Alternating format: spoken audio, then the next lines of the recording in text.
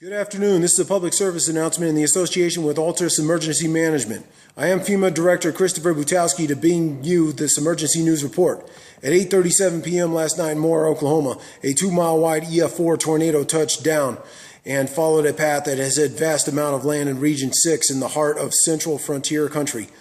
The areas and cities affected by this tornado path are Moore, Edmond, Norman, and Oklahoma City in the Cleveland, Lincoln, McLean, Oklahoma, and Potawatomi counties.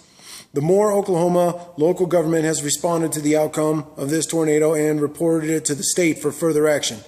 After state government has allocated funding for various assistance, the Oklahoma Army National Guard was activated. Once it reached us at FEMA, an urgent request for emergency response was sent to the White House, and President Obama immediately declared this as a natural disaster, and federal assistance has been approved immediately. The Oklahoma National Guard was first to arrive in the center of Moore and begin recovery processes. Disaster assessment crews have been working through all hours of the night to get the assessment of the damage that has taken place. From this morning, with the past 2 days of tornadoes hitting the cities, the damage from Moore added hundreds of injuries and a number of 70 deaths have been confirmed. Roads along Highway 35 have been completely annihilated and are unsafe for driving. 2 schools are along 19th Avenue have been hit, leveling them to the ground for ruins, and the medical center further up the avenue as well. For those of you who are in the affected area, ensure you get in touch with FEMA assistance either online or using a smartphone and type in www.disasterassistance.gov. Once on the website, you can type in your full address to see if your area has been declared for individual assistance in the city. If you do not have internet access or a smartphone, use either a regular cell phone or landline connection and call 1-800-621-3362. For those who have speech impairment or loss of hearing, there is a toll-free number of 1-800-462-7585, and there will be assistance for those who have impairments or disabilities. You should follow the instructions and ensure that yourself, family members, and neighbors and friends around you that are in the house or theirs to take protective measures to safeguard yours and their lives and property in their possession while their response efforts continue. It is also recommended that if you are in an unsafe covering, to remove yourself and others away from the covering, as this may bring more damage or injury to yourself or others. If unsure, do not touch the area above you. If it looks unsafe, unstable, or does not allow a clear exit from the shelter or in-place area, stay where you are and use either a cell phone or nearby landline if in reach. Do not try and go through obstacles that are dangerous, as this can be a deadly choice to yourself or others. Medical response teams from Oklahoma City and the American Red Cross are responding to emergencies as I speak for the people who are in safe and recovered conditions, as they are also helping out the National Guard task forces as voluntary efforts to help pull back the community together and also help to try and find other people who are alive and replace them with their loved ones once again.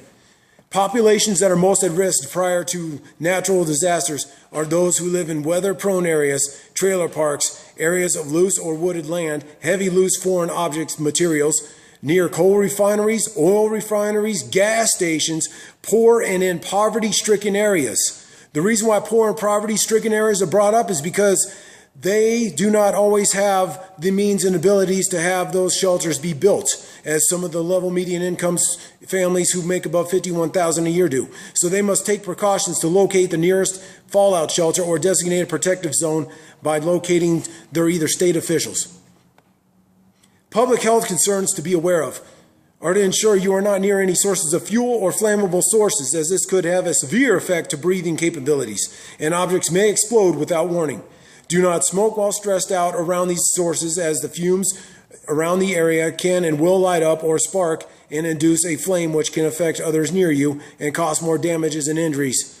If you are in an accessible area to non-perishable food and remedial supplies that are in protected areas such as a protective gorilla case or lockbox, ensure you use caution to ensure that your food and or supplies are safe.